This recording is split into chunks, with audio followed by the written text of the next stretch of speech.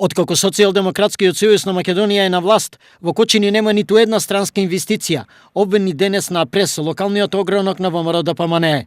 Како и целиот источен регион, остануваат со висока стапка на невработеност и најниска просечна плата по региони споредено со цела Македонија. Иако најголемиот пат на невработеноста и пораст на просечната плата дојдоа како резултат на активните мерки за самовработување и на странските инвестиции кои беа донесени во Кочани. Оваа власт покажува целосна незаинтересираност за овие проблеми и не превзема ништо за привлекување на нови инвеститори.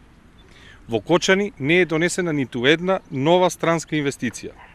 Прашуваме, дали овој застој се должи на инертноста и неспособноста на локалната самоуправа за превземање на конкретни чекори кои инвеститорите ги бараат?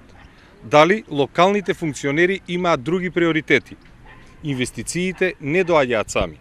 И наместо сега, кога се на власт да се посветат на работа, функционерите од СДС уживаат во благодетите на власт. Пресконференција одржаа и локалните социјалдемократи, укажувајќи на придобивките од членството во Европската унија и НАТО и повикувајќи ги кочанчани на митинг утре вечер. Нашата држава, Република Северна Македонија, секојдневно се менува на подобро и оди напред.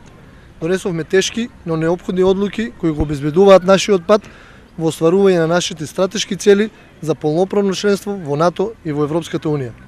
Со членство во НАТО и ЕУ обезбедуваме напредок, безбедност и нови работни места, просперитетна иднина за нашите деца и повеќе можности за младите да останат во нашата држава. Патот на кој што заедно тргнавме, мораме заедно да го изодиме докрај, за да успееме сите. Време е да ги оставиме поделбите зад нас и да се обединиме во заедничките цели. Брз напредок и сигурна иднина за нашите деца. Да се биде претседател на државата, значи да се биде лицето на татковината. Подеднакво дома и надвор, да се биде гордост на граѓаните. Нашата држава заслужува да има таков претседател. Неговата визија е општество без поделби, сигурна и стабилна држава, подобра иднина за нас и нашите деца.